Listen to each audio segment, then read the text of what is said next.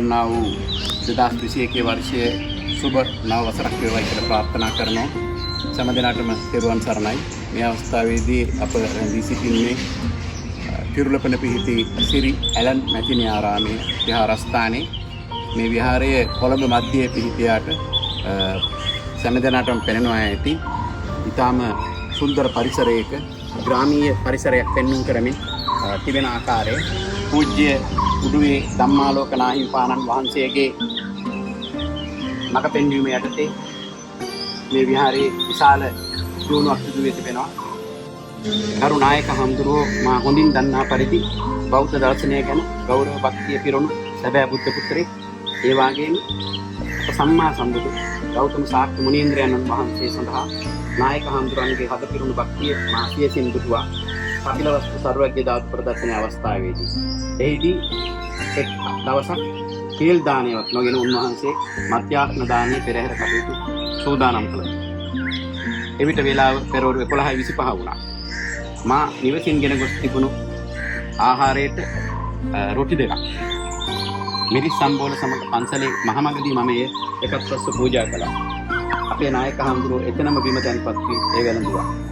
ඒ වගේම ධාතුන් වහන්සේ යලි වැඩම කරන්න අපේ නායක හඳුරන්ගේ විසමතේ මහා වැස්සක් හදිසියෙන් සර්වඥ ධාතුන් වහන්සේ නොතෙමා මණ්ඩපේ තැන්පත් කළ නායක හඳුරෝ මහා වැස්සේ දෙමමින් සර්වඥ ධාතු පූජාව කළේ අචල භක්තිය. ඒ නිසා අපේ නායක හඳුරන්ගේ සකල කාර්යයන් ඇලන් මැතිණිය ආරාම විහාරස්ථානයේ මුල්ව සාර්ථක වේවා කියලා මම ප්‍රාර්ථනා කරනවා.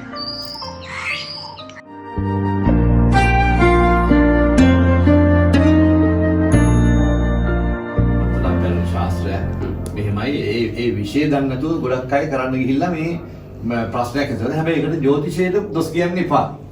ඒක පුජ්‍යලයන්ගේ වරද කියලා හිතන්න. දන්නේ නැතුව වැඩේ කරන්නේ. දන්නේ නැතුව ඔය ඒක තමයි. දන්නේ නැතුව බන කියනවා වගේමයි. ආවන්න හරි ඒක තමයි. දැන් මම කිව්වේ අඳුරනේ. මම දැකලා තියෙන එකක් තමයි දැන් ඔබ වහන්සේ බන කියනකොට කාටවත් බනින්නේ නැහැ.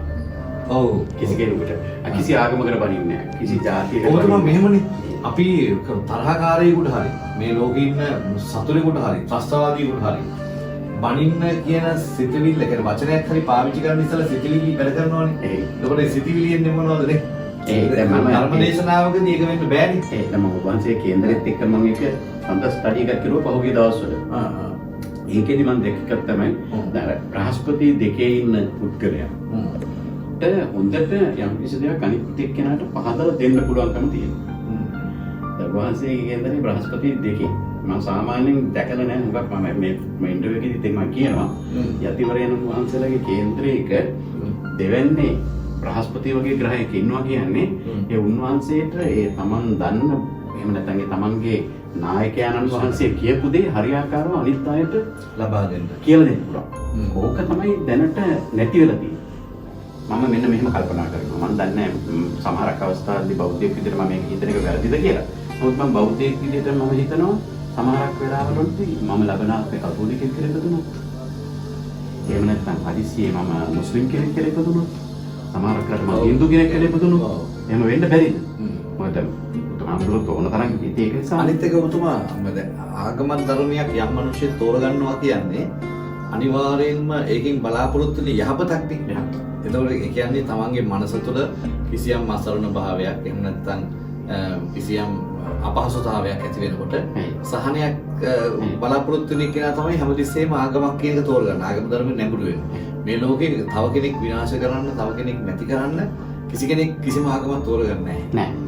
ඒක නිසා සමහරලාට ආගම් වල ස්ට්‍රීමර්ස්ලා කියන්නේ අන්තවාදී ලෙස ඇවිල්ලා ඊට පස්සේ මනස වෙනස් වෙලා ද්වේෂය වෛරය මතුවෙන එක වෙනම කතාවක්. නමුත් හැබැයි ආගම ධර්මයකට එන්නේ හැමතිස්සෙම යහපත්. අපිට උදාතුන් සකරාපිලා වෙන්නේ. ඔව්. ඒකෙදි මට මේ බාර දුන්නේ අර ආහාර 32. ඔව්. අමුදාවේ කට්ටිය 32ක් දීලා 32ක් කියලා. ඔව්. ඒකෙදි මතක දන්නේ අපා වහන්ස දවසක් උදේ ගිහිල්ලා වළඳලා තිබුණෙත් නැහැ. ඊපස්සේ මේ 11:25 වෙලා. ඊපස්සේ මම රොටි දෙකක් දුන්නා වහන්ස බිම වාඩිලා ඒක වැළඳුවා. මට මතකයි කොහොමද වරදින්න ගිය දානයක් දුන්න මතකයි. මේව කරලා ඊට පස්සේ මේ මොකද හේතුව එච්චර උනන්දුවෙන් වහන්සේ ඒකට දිව්වා. එහාට මෙහාට. මට අර දානේ නම් මතකයි වරදින්න ගිය දානයක් ඔබතුමා දුන්නා කියන එක මතකයි මට. කොහොමද දාන්නේ නැතුව ඔබතුමා මොනවා හරි ගෙනාපු එකක් තමයි දුන්නේ. මම සුභාන්ති දෙන්න නැති. නැත්නම් ඊට පහුන නම් මේ දවල් දාන ගන්නෙත් නෑ. කොහොම හරි මේ කපිලවස්තුවල සර්වඥ ධාතුන් වහන්සේලා වඩම්මල උපස්ථාන කරද්දී නේ කරද්දී. ඒ කාලේ හරි සුන්දරයි හරිම සුන්දරයි. මොකද හඳුරන්නේ ප්‍රපංචයෙන් මේ රටට උනේ. මට හිතෙන්නේ මේ මෙහෙමයි මේ රට විතරක් මේ ලෝකෙම මේ මහා පාපය මතුවලා යන වෙලාවනේ. ඒ වෙලාවේ මෙහෙත් අපිටත් විඳින්න ටික අපිත් මේ විඳින බෑ. ඒ වුණාට ඔබතුමා දැන් ಭಾರತය ගත්තහම ලෝක බලවතුන් අතර පළවෙනි පන්තියේ හිටියට අර ඒ ඉන්න ජනතාවගේ පැත්තෙන් ගත්තහම දැන් උදාහරණයක් කිව්වොත් එහෙම දැන් මේ මට කෙනෙක් මේ කිව්වා ඉන්දියාවේ කෙනෙක් ඉස්පිරිතාලේ ඇඳන් උඩ දෙන්නෙක් ඉන්නවලු. ඇඳන් මේ පල්ලෙහා යට ඇඳ යට තුන්දෙනෙක් බොහෝ විට ඉන්නවා. තුන්දෙනෙක් දාලා තියෙනවා. සමහරවිට එක්කෙනෙක් උදේ මැරෙනවා. දවස් දෙක තුන වෙනකන් එහෙමම අර විදිහට ඔව් මිනිහ මිනිහත් එක්ක ජීවත් වෙනවා. කෙනා ගහනේ වෙඩිකම යුද්ධ. ඒ සහ මේ ඊට පස්සේ දැන් මේ මැරිච්ච අයවත් දුරදිග ගෙනියන්නේ නැහැ. පොඩ්ඩක් ඊට එහා තියෙනවා මේ පොළොව සිමෙන්ති වගේ දාපු තැනක් එතනට ගෙනිහිල්ලා එතනම මේ ටයර් කෑලි කීපයක් ටයර් හරි මොනවා රබර් කෑලි කීපයක් තියලා පිටල් ලොක් කරන එකට ඔක්කොලා පුච්චනවා. පුච්චලා ඊට පස්සේ සවලෙන් අර බැරල් එකකට දානවා අලු ටික. දාලා ඊට පස්සේ ඒක ගංගානම් ගාවට හරි කංගකට ගිහින් දානවා.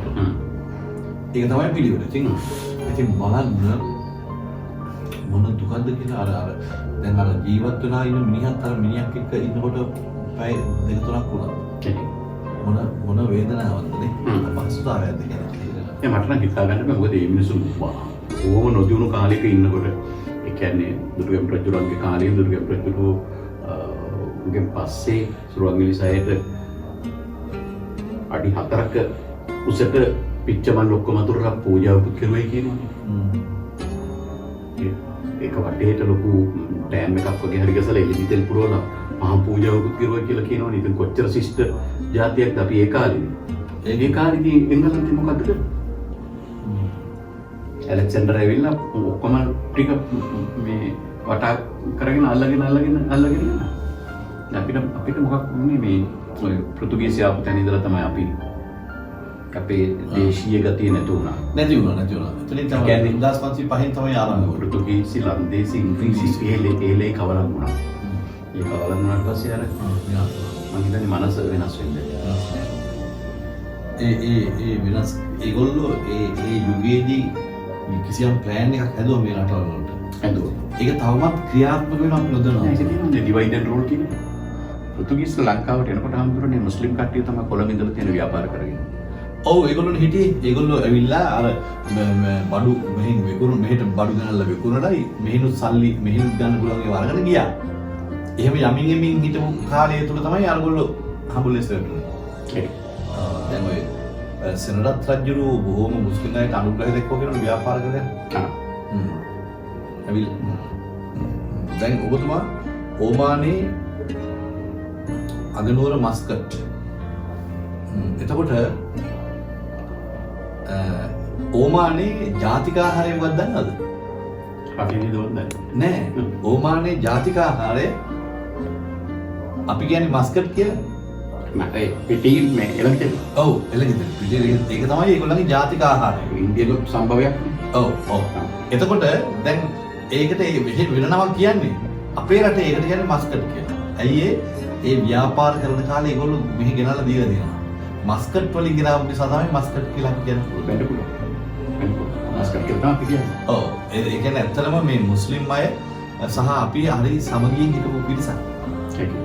ඒගොල්ලෝ ව්‍යාපාර කළා. ඒගොල්ලෝ මෙහෙට ඇවිල්ලා නොඑක් දේවල් අපිට දුන්නා. අපි ඒගොල්ලන්ගේ නොඑක් වලු තරම්බෝල් තිබුණා. නම් 915 එහෙම ෆයිට් එකක් ගියා.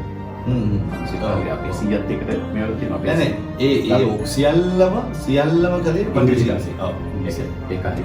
එදා ඉඳන්ම ගොඩනැගි හැදුවේ අදටත් දැනටත් මේ වෙලාවෙත් සිංහල අයයි බෞද්ධ අය අතර මේ මුස්ලිම් අය අතර ගැස්ට්‍රේ ඇති කරන්න සම්පූර්ණ කටයුතු කරන්න වෙන්නේ. කෙනෙක් ඉන්නේ මෙතුමා. මොකද සංස්කෘත භාෂාව කතා කරන්න පුළුවන් නේ. ඉතින් කාටවත් බෑනේ ওই වැඩේ කරන්න. ඒ කියන්නේ නායකයන් සංස්කෘතිය කියන්නේ මුළු ජ්‍යොතිෂයේම ආපු 1955 ජනවාරි 27 සවස් 3:27 ප්‍රදේශයේ කොහෙද හඳුනන්නේ? උත්තරාන්ත දිස්ත්‍රික්කයේ දක්ව. ඉස්පිරිතාල දීපදාලේ ගෙදරද? ගෙදර. ප්‍රශ්නබද විතර හඳුනන්නේ?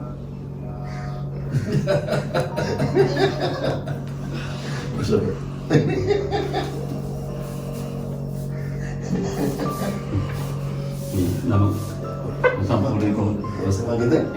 යෝගියානි සෝමිත තිස්ස.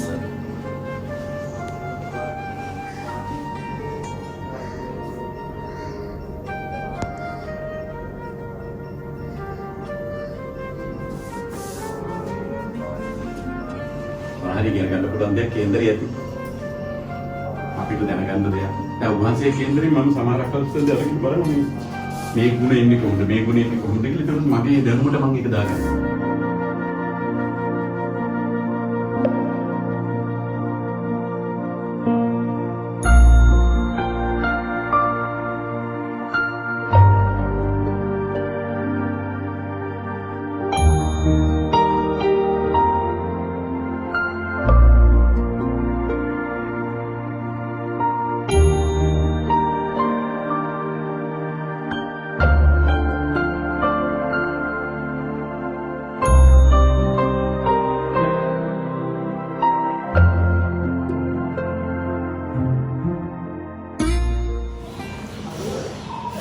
තෙරුවන් සරණයි අපේ නායක හඳුරන්නේ මේ ලබන 2021 වර්ෂයේ ඔබ වහන්සේට මේ සකල ආගම් කටයුතු කරගන්නට ඕන කරන ඥාන ශක්තිය ලැබේවා, නිරෝගී භාවය ලැබේවා කියලා ප්‍රාර්ථනා කරනවා. හොඳයි, බොහෝම පිං සිද්ධ වේවා. ප්‍රවීණ ජ්‍යොතිෂවේදී නන්දන දී විදුරුවන් මැතිතුමා.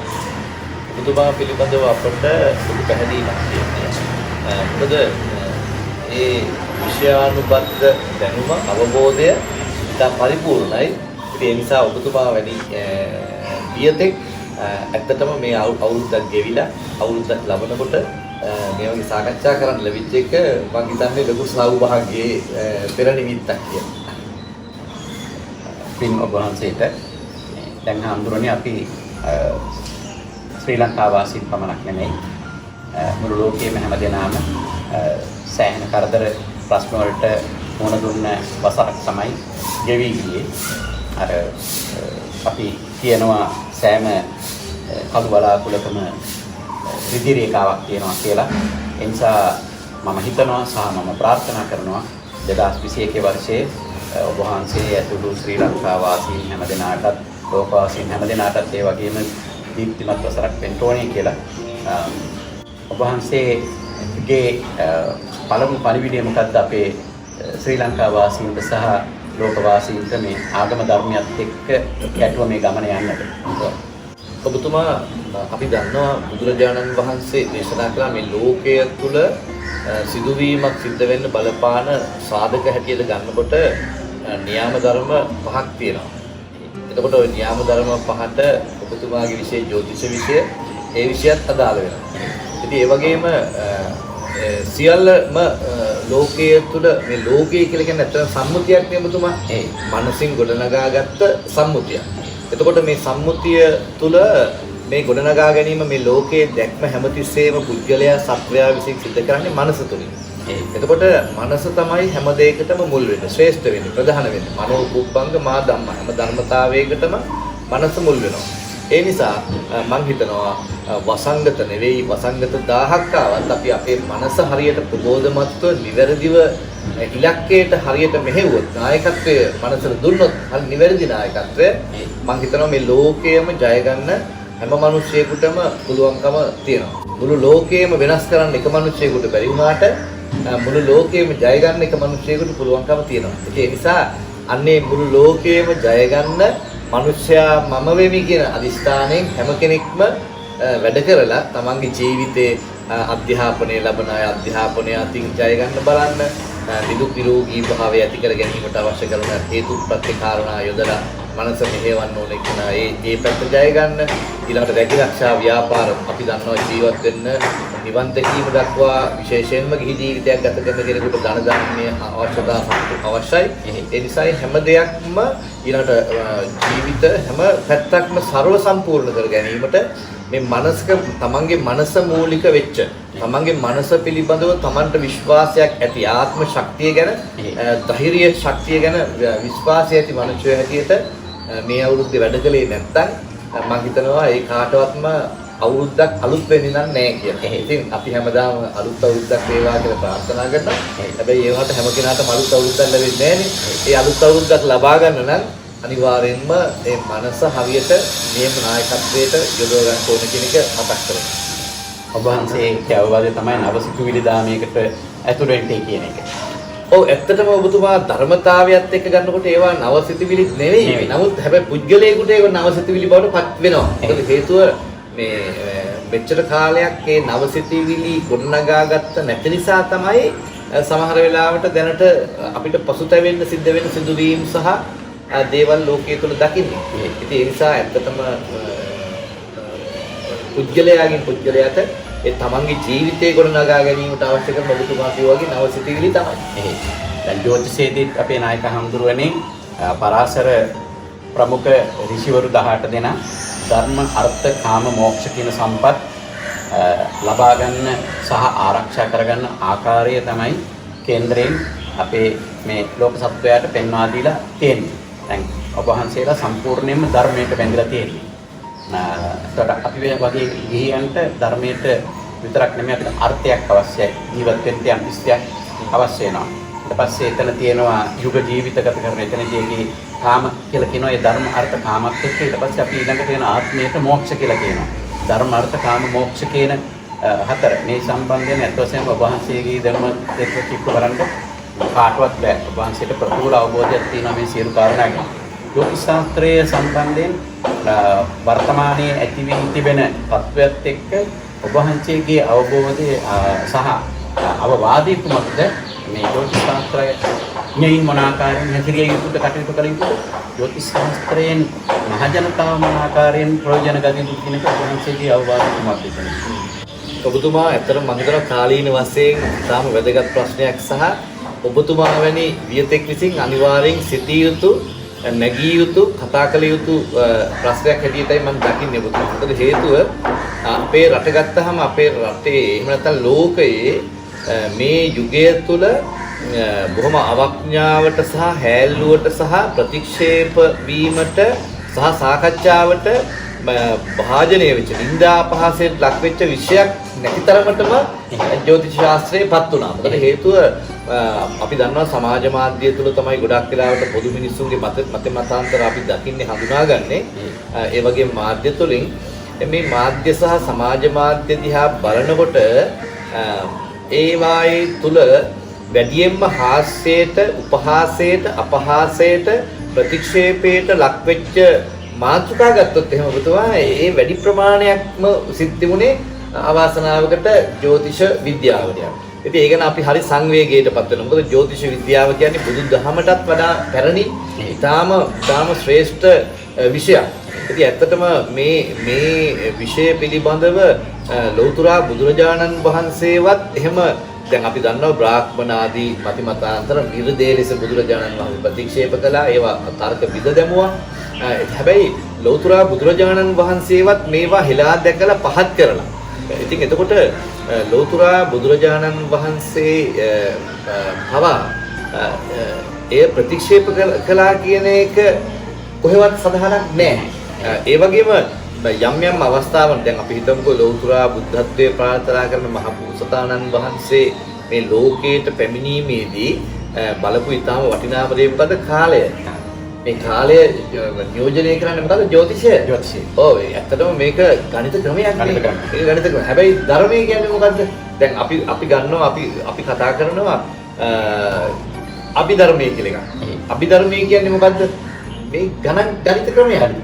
මේ ලෝකයේම කියලා කියන්නේ ඔබතුමා ගණිත ක්‍රමයක්. මේ ලෝකයේ තුල හැම දෙයකම තියෙන්නේ ගණන් හදන්න පුළුවන්. ගණන් කරන්න පුළුවන් නම් ආරම්භය මැද අග ඔය ගණිත ක්‍රමයට හසු කරගන්න පුළුවන් නම් අපිට නිවන් දකින්නත් පුළුවන්. අපේ ජීවිතේ අපි බලාපොරොත්තු වන සැපත සලසා ගන්නත් පුළුවන්. අපේ ජීවිතේ පරිපූර්ණ කර ගන්නත් පුළුවන්. ඉතින් ඇත්තටම මේ ජ්‍යොතිෂයයි ධර්මයයි එකතු වෙච්ච තැන තමයි අති සුන්දර වූ ජීවිතේ ගොඩනගන්නේ. අති සුන්දර වූ ජීවිතය.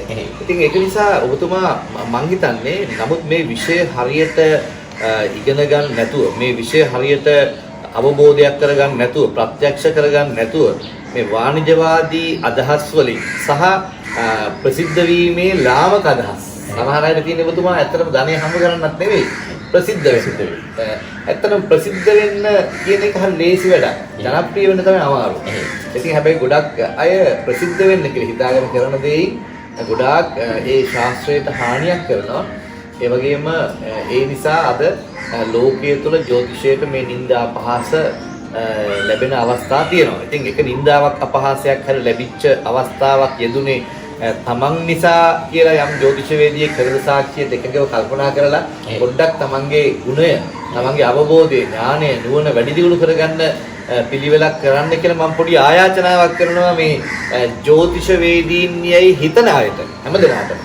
මේ තමන් විෂය පිළිබඳව හොඳ මනා අවබෝධයක් ඇති කරගෙන කටයුතු කරන්න. එහෙම නැති වුණොත් එහෙම ඔබ පුජ්‍යලිකව බැනුම් අහනවට වඩා ඔබ අවඥාවට ලක් වෙනවට වඩා ඔබ මේ සමාජය තුළ අප්‍රිය පුද්ගලයෙක් වෙනවටත් වඩා භයානකමකම තමයි අවුරුදු 10 ගණනක් පැරණි ජ්‍යොතිෂ කියන විෂයට කිසියම් හානියක් සිද්ධ වෙනවා ඔබතුමා.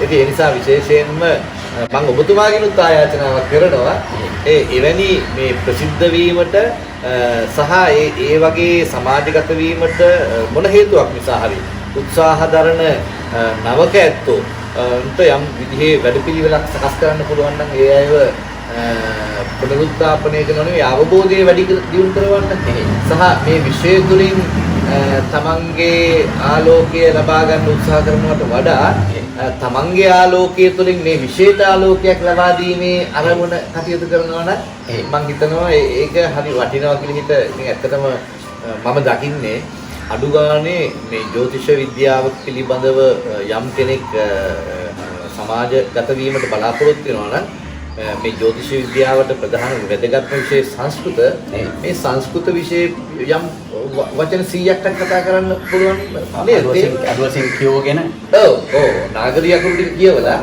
යම් ප්‍රමාණයකට මේ වචන ටිකක් යන්තමටවත් තේරුම් ගන්න පුළුවන් ප්‍රමාණයට දැන් සමහර වෙලාවට දැන් ඉන්න ජ්‍යොතිෂවේදීන්ට නාගරික අකුරක්වත් කියව ගන්න තේරෙන්නේ නැහැ. සමහරලාට මේ අද මේ ගොඩාක් අපේ සමාජය තුළ ජනප්‍රිය වෙලා තියෙනවා මේ හින්දි භාෂාවෙන් කියන ඔය නිර්මාණ චිත්‍රපටි කියනවා. හින්දි චිත්‍රපටි බලන ළමයින්ටත් ඒ නාගරික අකුරු යම් ප්‍රමාණයකට පුළුවන්. ඉතින් ඒ නිසා ජ්‍යොතිෂවේදියෙක් වෙනකොට ඒ ජ්‍යොතිෂවේදියාට අනිවාර්යයෙන්ම යම් ප්‍රමාණයකට නාගරික අකුරු වලින් තියෙන මේ සංස්කෘත ශ්ලෝකයක් කියව ගන්න පුළුවන් ප්‍රමාණයටවත් තිබුණොත් හොඳයි කියන අදහස තමයි මගේ නම් තියෙන්නේ. වංශයට පිංසිදු වෙනවා මේ ජ්‍යොතිෂයේ ඉතිහාසය ගැන කතා කරනකොට අපි ඕනෑවට වැඩිපුරම ඈතට යන්නේ නැතුව අපිට ගන්න පුළුවන් අපේ සිද්ධාර්ථ ගෞතම ඒ කුමාරය පිළිච්ච වෙලාවේදී පියාණන් වහන්සේ බ්‍රාහ්මණීන් ගෙන්නනවා ඔබ වහන්සේ මම කියලා දෙන්න අවශ්‍ය නැහැ ඒක එතනදී එක බ්‍රාහ්මණයෙක් විතරක් කියනවා බුදු වෙනවමයි කියලා. ඒ එතන හිටපු ලාබාලන කොණ්ඩඤ්ඤතුමා තමයි ඒක කියන්නේ. ඒ උන්වහන්සේ තමයි මේ බුද්ධ ශාසනයේ ඉස්සෙල්ලම අපේ සර්වඥයන් වහන්සේගෙන් බණ අහලා රහත් වෙන්නේ. එතකොට ඒ ජ්‍යොතිෂය සහ උන්වහන්සේගේ පෙර දකින ඥාණය උන්වහන්සේට එතනදී රහත් වෙන්නට පිළිහිට වෙලා තියෙනවා කියන එක පෙන්වන්න කරනවා. ඒකත් එක්ක දැන් මේ ශාස්ත්‍රයේ රොබහන්සේ කිව්ව විදිහට අලුතෙන් ඉගෙන ගන්න අයට අපි මීට කලිනුත් කියලා තියෙනවා පතපතෙනුත් අපි කියලා දීලා තියෙනවා යම් මාධ්‍ය තුරනුත් කියලා දීලා තියෙනවා මේකේ අකුසල් කරගන්න එපා මේ ශාස්ත්‍රය තුළින් මේකෙදී ඕන කරනවා දෛවඥෝ සත්‍යවාදී ප්‍රියගුණ සහිතෝ ධර්මශීලස්ස පූජ්‍යෝ වාදාභිමුඛේ සුරගුරු මකිලන් කියලා. දෛවඥයෙක් වෙන නම් පළවෙනිම කාරණේ සත්‍යවාදී වෙන නම් හොඳට දැනුම තියෙන්න ඕන. ප්‍රියගුණ සහිතව අනිත් අයට ප්‍රියගුණ සහිතව මේක කියලා දෙන තත්වයක් තියෙනවා. වාදාභිමුඛේ යම් කිසි වාදයක් ආවොත් බ්‍රහස්පතිව පරද්දන්න තරමට ඥාන ශක්තියක් තියෙන්න ඕන. ඒකට බ්‍රහස්පතිව පරද්දන්නට තරම් ඥාන ශක්තියක් තියෙන මේ ජ්‍යොතිෂයේ අග සිට මුල සිට අගටත් අග සිට මුලටත් කීප වතාවක් කියවල හදාරන තියෙනට ඕන වහන්සේලා ත්‍රිපිටකය තුලින් යනවා හා සමානව. ඒක ඉතින් අපි කීප වතාවක්ම කියලා තියෙනවා. ඊටාම හොඳම දේ තමයි මේ ශාස්ත්‍රය හරියාකාරව කෙරුවා නම් ලොකු පිනක් සිද්ධ වෙනවා. තමන්ට සංසාරේ පිටි කරගන්න. මොකද හේතුව අනිත් එක්කෙනාට හරි මාර්ගයක් පෙන්වලා දෙනවා. ඒ වගේම මේ ශාස්ත්‍රයෙන් අකුසලයක් කළොත් මේ ශාස්ත්‍රයේ ඍෂිවරුම කියලා තියෙනවා රෞරව කියන අපායේ ගොඩාක් කල් දුක් විඳලා ඊට පස්සේ අන්ධව උපදිනවා කියලා. මොකද මේ අනිත් අයව අන්ධ කරන්න යන්නේ. ඔව් අත් වශයෙන්ම මුල්ම කාරණාව කිව්වොත් දැන් ඔය බුදුරජාණන් බෝසතාණන් වහන්සේ ඉපදිච්ච අවස්ථාවේදී එහෙම සිහිපත් කළා. ඒක රාජාසත් කුමාරයා ඉපදෙන අවස්ථාවේදී එහෙම සිහිපත් කළා. ඉතින් ඒ වැනි සිහිපත් එහෙම දකින ඒ ශාස්ත්‍රය පාවිච්චි කරන අවස්ථා බුද්ධ කාලය තුළ සහ ඊට පෙරත් අපි ගොඩාක් දැකලා තියෙනවා. අපි අහලා තියෙනවා. අපි දන්නවා. ඉතින් ඇත්ත වශයෙන්ම ඉතිහාසය ගත්තාම ඉතිහාසයේ තුලත් අප්‍රමාණ අවස්ථාවන් වලදී මේ විෂය තුලින් මිනිසුන්ට යහපත ඇති කළා කියන එක රජදරුවරුන් පවා මේකට පැහැදිලා කටයුතු කරපු අවස්ථාව ගැන අපි දන්නවා. ඉතින් ඒ නිසා ඇත්තටම මේ විෂයේ තියෙන ඒ උතුම්කම වටිනාකම පැරණි බව පෞරාණිකත්වය සහ පැරණි පොතපතේ සඳහන් ඒ කරුණු කාරණා හරියට අධ්‍යයනය කිරීම මම හිතනවා ඒ හැඟීම දැන් අපි දන්නවා ගහක් නැහෙන්නේ ඒ ගහේම හැදෙන පිළිලයක් කණිකාවක් නිසා වෙන්න පුළුවන්. ඒ වගේම ශරීරයක් විනාශ කරන්න පුළුවන් ඒ ශරීරයේ තුල ඇති වෙන රෝගයක්. රෝගයක් නිසා, ව්‍යාධියක් නිසා, විස බීජයක් නිසා. ඒ වගේ මේ ඕනෑම දෙයක් නැහෙන්න තමන්ම හේතු වෙනවා කියන කාරණාව ගන්නකොට ඉතින් ඇත්තටම අපිට අපේ ජීවිතේ අපි තේරුම් ගන්න ඕනේ දේ තමයි මේ විශේෂ අපි දැන් ගයක් විනාශ කරන්න පුළුවන් ගේ ඇතුළට ආපෙක් කියලා. ඒ නිසා මේ ජ්‍යොතිෂය කියන විෂය ඇතුළට අවතීර්ණ වෙන ඇත්තෝ ඇත්තටම ගොඩාක් බුද්ධිමත් වෙන්න ඕනේ, ගුණවන්ත වෙන්න ඕනේ. ඔබතුමා කිව්වා වගේ අපි දන්නවා බොරුව කියන එක මේ සමාජය තුළ මොනම ආගමකවත් මොනම දහමකවත් මොනම රටකවත් අනුමත කරන්නේ නැහැ. ඒ වගේම ජ්‍යොතිෂ ශාස්ත්‍රය තුළ ඔබතුමා කිව්වා මේ විදිහට මේ රැවටීම තුළ පාප කර්මය නිසා අපාගත වෙනවා මෙහෙම අපායට යනවා කියලා. දැන් ලෝතුරා බුදුරජාණන් වහන්සේ ඒ විදිහටම දේශනා කරලා තියෙනවා. බුදුහාමුදුරුවෝ පෙන්නලා තියෙනවා මේ සතර අපාදී දුකටපත් වීමේ ප්‍රධානම ලක්ෂණයක් තමයි ප්‍රධානම දෙයක් තමයි යම් කෙනෙක් බොරු කිරීම. රැවටීම. මේ රැවටීම කියන එකට කවුරුවත් එහෙම පත් කරන එකක් කවුරුවත් වටිනවා කර්මත කරන්නේ. අනිත් එක බොරුව කියන එක හරි తాවකාලික දෙයක්. බොහොම ටික දවසයි. ඉතින් කරන කලකට පව් මිහිරිය පීසේ විඳින කලකට දැඩි වේ ගිනිසේ කිව්වා වගේ බොහෝ වෙලාවට මේ විෂය තුලින්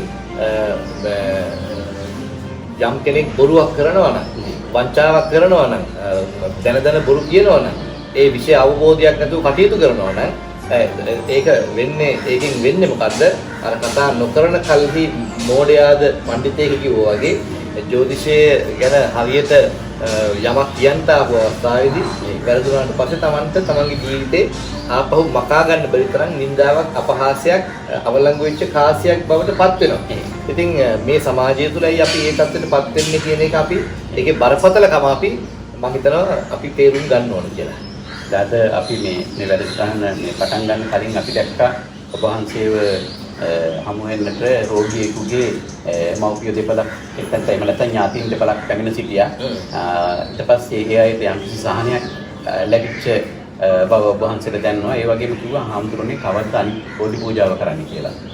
ඒකට මම ඒකෙන් තේරුම් ගත්තා ඔබ වහන්සේ මේ අය වෙනුවෙන් මේ කාරණේ සම්බන්ධයෙන් යම් කිසි බෝධි පූජාවක් සහ ආගමික කටයුත්තක් කළා තියෙනවා. මේ අපිත් කියන මිනිසුන්ට සෙනසුරුගේ අපලේ වෙන්න පුළුවන්, රාහුගේ අපලේ වෙන්න පුළුවන්, කේතු පාපග්‍රහයන්ගේ අපලේ මන්ට නරක වේලාවක් කියනවා. අපිත් නියම කරනවා බෝධි පූජාවක් කරන්න, මේ වගේ සාන්ති කර්ම කරන්න කියලා. ජ්‍යොතිෂ ශාස්ත්‍රයේ කියන ග්‍රහ අපල සහ බෞද්ධ දර්ශනයෙන් ඒකට ලබා ගන්න පුළුවන් පිළිහිටගෙන ඔබ වහන්සේට මොන ආකාරයෙන්ද මෙතනදී අපිට අවවාද කරන්න පුළුවන්? මම හිතනවා ඊටාම හරිම වටිනවා මේ ජ්‍යොතිෂ ශාස්ත්‍රය තුලින් අපේ ජීවිතේට අර්ථවත් භාවය ළඟා කර ගැනීම සහ ජීවිතයේ යම් කරදර බාධක ඇති වෙන අවස්ථාවන් වලදී ජ්‍යොතිෂ ශාස්ත්‍රයෙන් දකින නරක කාල විපත්ති කාලයට දහම තුලින් තමන්ගේ ජීවිතයට ගොඩනගා ගන්න පුළුවන් ශක්තිය මොකද්ද කියන එක මේ අන්‍යෝන්‍ය ජ්‍යොතිෂයත් බුදුදහමත් අතර සම්බන්ධතාවය නිසා ඉතා සුන්දර වූ ඉතා සැනසෙලිදායක සංයමයක් ජීවිතයකට ගොඩනගන්නට පෙන්වන ඉතා වටිනාම මම හිතනවා සුවිශේෂම ස්වර්ණමය හොඳම තැන තමයි මේ අපිට අපේ ජීවිතයේ අපල උපද්දර වැටීමට බෝධි පූජා පැවැත්වීම. එතකොට අපල උපද්දර වැටීම බෝධි පූජා පැවැත්වීම මේ දෙක එකක් කදිම ගැළපීමක් බවට පත් වෙනවා. ඉතින් ඇත්තටම මේ අපි දන්නවා බුදුරජාණන් වහන්සේට පවා උන්වහන්සේ වැඩ ඉන්න කාලය තුල උන්වහන්සේටත් යම් කරදර අපහසුකම් ගොඩනගිච්ච ආපු අවස්ථා තිබුණා. දැන් 6 වෙනි වස්සාන කාලේ වේරංජය වස්සකල උන්වහන්සේට හරියට දානෙවත් ලැබුණේ නැහැ. එතකොට ඒ වගේ රහතුන් වහන්සේලාට ඇතිවෙච්ච කරදර බාධක ගැන අපි අහලා තියෙනවා. ඒ වගේම අපේ සාහිත්‍යයේ අපි නිතරම කතා කරනවා ජ්‍යොතිෂ ශාස්ත්‍රයේ තුලනත් අපි කියනවා මේ විසුද්ධිවිහාමුදුරු උනත් මේ ඔව් ඒ කියන්නේ අපහසු කාලයකට ලක් වුණා කියලා දෙවියන් පවා. ඉතින් ඒ නිසා රජවරු ගත්තත් ඒත් එහෙමයි. දැන් අපේ රටේ මහ ශ්‍රේෂ්ඨ නරවිරු මුතුගමුණුවාදී රජවරුණත් සමහර කාලවල බොහොම දුක් විඳා. වලගම්බා රජුරු සමහර කාලවල බොහොම දුක් විඳා. ඉතින් ඒ නිසා ජීවිතේ හැම කෙනෙකුටම රජෙක් වුණත් කාට වුණත් අපේ ජීවිතේ නරක කාල විපත්ති කියලා කියන අපි හඳුන්වන්නේ ධර්මයේ හැටියට එවැනි කාල ඇති වෙනවා. ඉතින් එහෙම කාලවලට අපිට පිහිට පිණිස අපේ ශක්තිය අපේ ආත්ම ශක්තිය තබා ගැනීමත් පිරිසිදු භාවයේ තබා ගැනීමටත් අපිට මම හිතනවා ජ්‍යොතිෂයත් බුදුදහමත් අතර ඉතා කදිම සම්බන්ධතාවයක් ගොඩනගනවා. මොකද හේතුව මේ මනුෂ්‍ය ජීවිතයේ ඔබතුමා බුදුරජාණන් වහන්සේ පෙන්වුවේ වටිනාම දේ තමයි නිවන් දකින්න එක.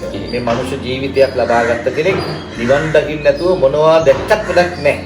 ඉතින් ඒ නිසා නිවන් දැකීම සඳහා අවශ්‍ය කරන ශක්තිය අවශ්‍ය කරන පසුබිම ඒ නිවන් දැකීම ගොඩනගා ගැනීම කරන්න ඕනේ මේ මනුෂ්‍ය ජීවිත කාලය තුළ. හැබැයි මනුෂ්‍ය ජීවිතයකට ඒ தત્ත්වය ගොඩනගා ගන්න බෑ ප්‍රතිරූප දේශවාසයක් නැත්තම්.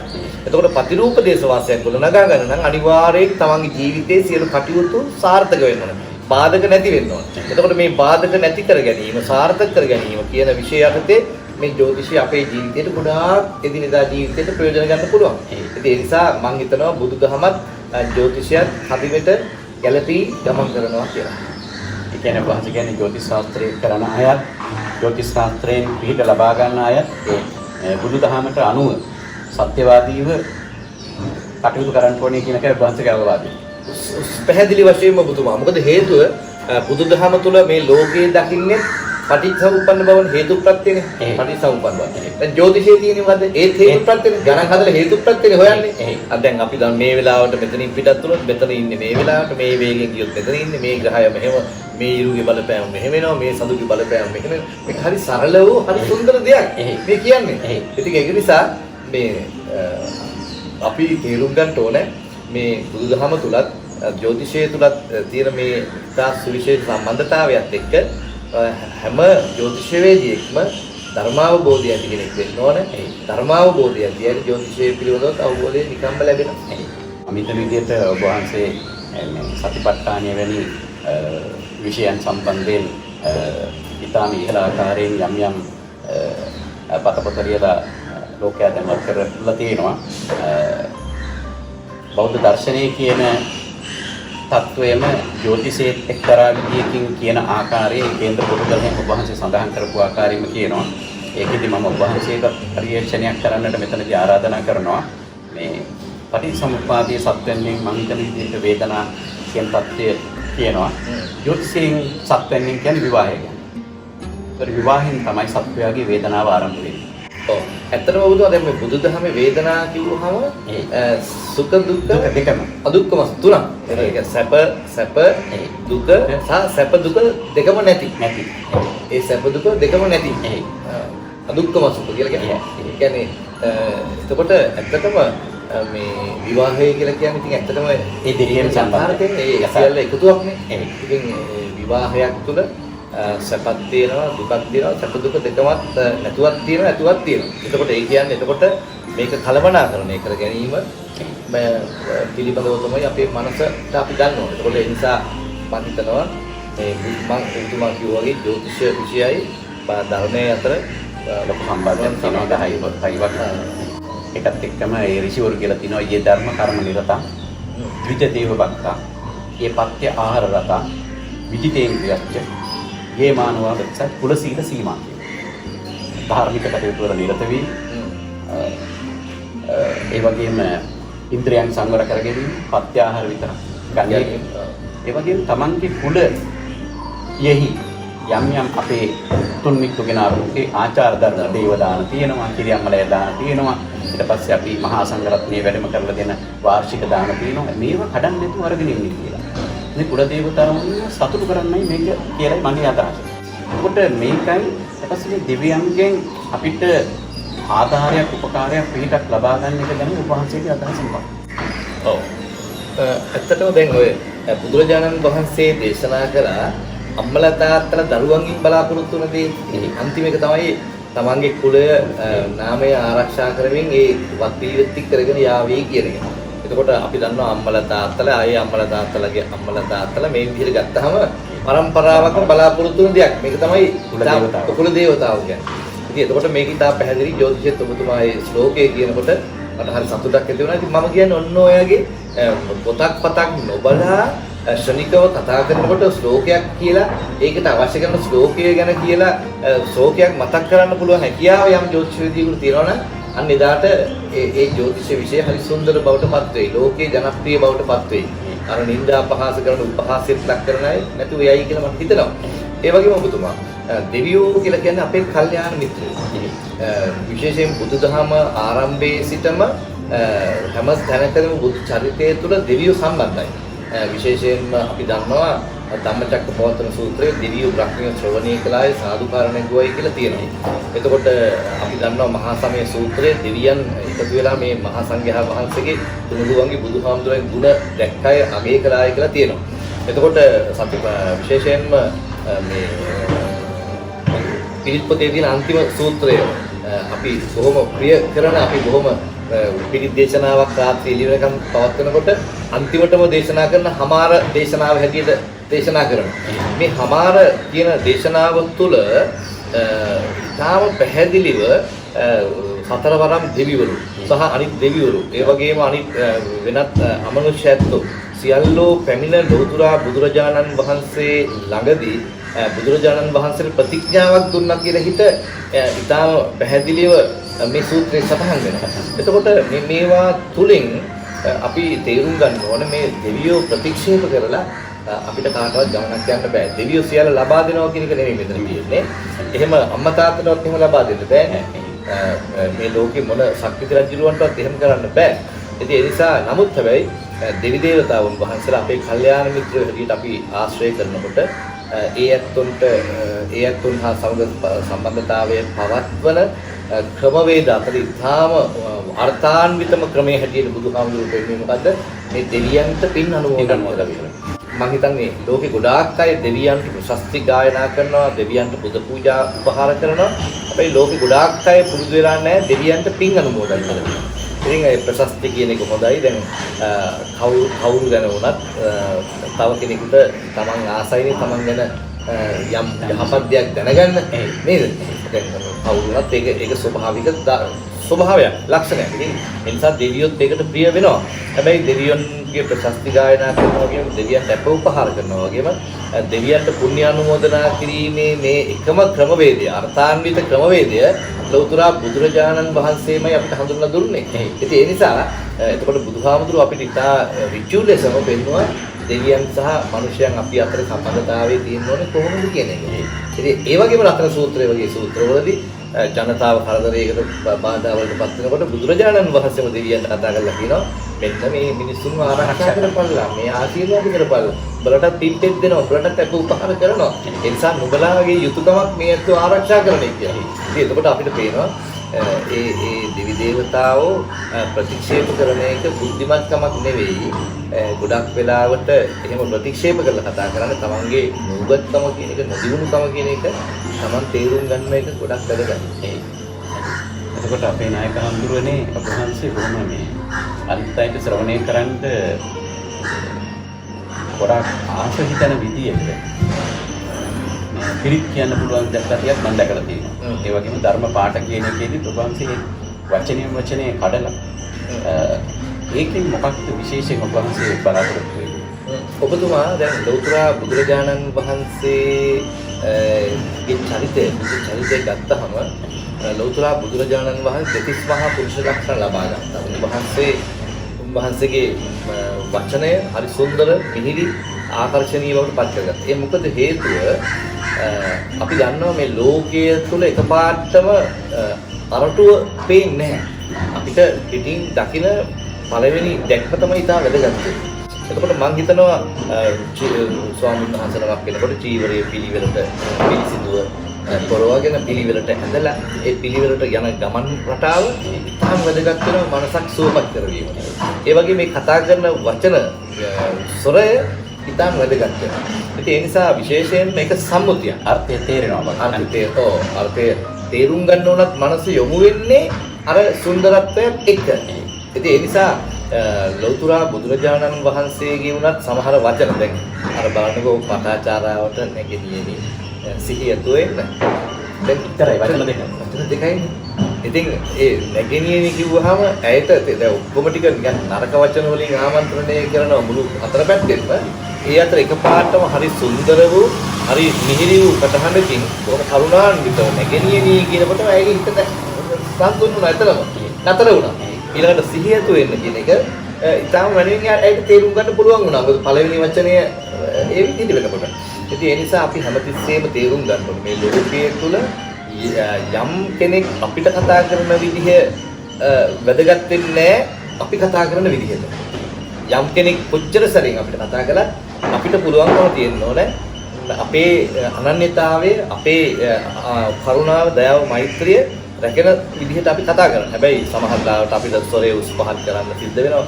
ටිකක් වේගවත් කරන්න සිද්ධ වෙන අවස්ථා තියෙනවා. දැන් බුදුරජාණන් වහන්සේ වක්කලි හාමුදුරුවන්ට ටිකක් ස්වරය ඉහළ කරලා කතා කළා. මාළුකී පුත්ත හාමුදුරුවන්ට කතා කළා. හැබැයි මේ කතා කළෙත් අර හදවතේ තියෙන කරුණාවත් එක්කමයි. හදවතේ ඇති කරුණාවත් ගොඩනගාගෙනමයි. ඒ නිසා සමහර ලාවට වෛද්‍යවරු කපන්නේ කොටන්නේ තරහට නෙවෙයිනේ. කරුණාවෙන්නේ. ඉතින් ඒ වගේ අපිට සමහර ලාවට සැරින් කතා කරන අවස්ථා, ස්වරේ පොඩක් ඉහළ කරලා කතා කරන අවස්ථා තියෙනවා. හැබැයි ඒක කරන්නේ තරහකින් නෙවෙයි. ඉතින් ඒ නිසා මේක අභ්‍යාසයක් ඇටියෙ මේක භාවනාවක් ඇටියෙ ප්‍රගුණ කරපු අයට තමන්ගේ ජීවිතේම කතා කරන හැම දෙයක්ම අහගෙන ඉන්න එක්කෙනාට හරි සුන්දර ගීතයක් බවට පත් වෙනවා. ඉතින් ඇත්තටම මේ ස්වභාවය ගෙදරක තියෙනවා නම් අම්මා කෙනෙක් එහෙම වෙනවා නම් ඒ ගෙදර තමයි ශ්‍රියාකාන්තාව කියන්නේ. ඒ ගෙදර තමයි සැබෑම අම්මා කියන්නේ. එතකොට ඒ ගෙදර ඉන්න කවුරුවත් අසහනයටපත් වෙන්නේ නැහැ. ඒ ගෙදර කවුරුවත් දුකින් වාසය කරන්නේ නැහැ. ඒ ගෙදර කවුරුවත් ඒ අයගේ මනස එහෙම දුවන මට්ටමටපත් වෙන්නේ නැහැ. ඒක රැකෙනවා.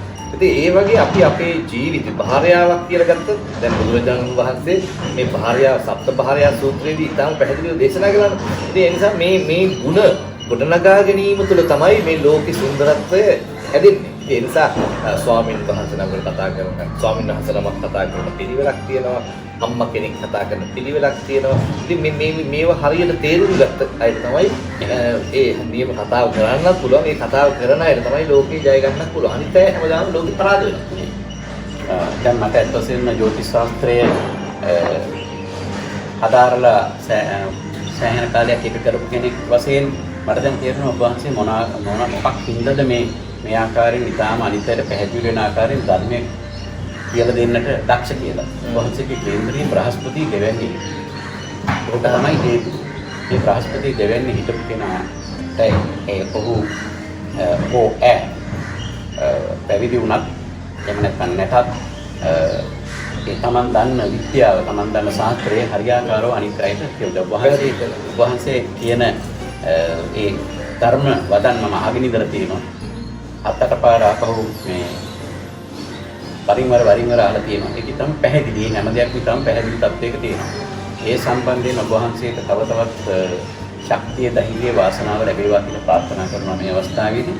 ඒ වගේම මම ප්‍රාර්ථනා කරනවා මේ ලබන වර්ෂයේදී ඔබ වහන්සේගේ නායකත්වයෙන් අපේ නායක හඳුරන්ගේ නායකත්වයෙන් ශ්‍රීයරන් මෙතනියදී සකල කටයුතු කරන්නට, ධාර්මික කටයුතු කරන්නට ඔබ වහන්සේට බුද්ධ ධම්ම සංඝ කියන ත්‍රිවිධ රත්නයේ සියලු දෙවියන්ගේ ආශිර්වාදයෙන් ලැබේවා කියලා ප්‍රාර්ථනා කරනවා. ඒ වගේම ඔබ වහන්සේගෙන් මා ආයාචනය කරනවා ඔබ වහන්සේට හොඳට ලියන්න පුළුවන්. නමුත් ඇරේ තියෙන ඔබ වහන්සේට තියෙන සමාජ කටයුතු වල වැඩිකම නිසා ඒක අමාරු වෙන ඒ නිසා මේ මහා මංගල සූත්‍රයෙන් පටන් අරගෙන ඒ සම්බන්ධයෙන් යම් කිසි විවරණයක් සිංහලෙන් ඉංග්‍රීසියට ලෝකතා මේ ලෝකුරා ප්‍රචලිත කරන්නට මේ අවුරුද්ද ආරම්භයේදී පටන් ගත්තොත් හොඳයි කියලා ඒ සම්බන්ධ සියලුම දායක කාරකාටින් සහභාගී වෙයි. වහන්සේට මම මේ ගෞරවණීය ආරාධනය කරමින් මේ කමු ගන්නවා. හොඳයි ඒකට සර්වල් සරණයි සියලුම දෙවියන්ගේ ආශිර්වාදය ලැබෙන්නේ කියලා ප්‍රාර්ථනා කරනවා. දෝගි වේවා සුවපත් වේවා. දුක්ඛපත්තාච නිදුක්ඛා භයපත්තාච නිභයා සෝකප්පත්තාච නිස්සෝකා හොන්තු සබ්බේ පීපානෝ දුකින් පෙළෙන සත් දුකින් මිදෙත්වා පියෙන් පෙළෙන සත් පිය දුරු වෙත්වා සොවින් තැවෙන සත් සොම්නසුන් වෙත්වා නිතින් මේ හැම සත් සුවපත් වෙත්වා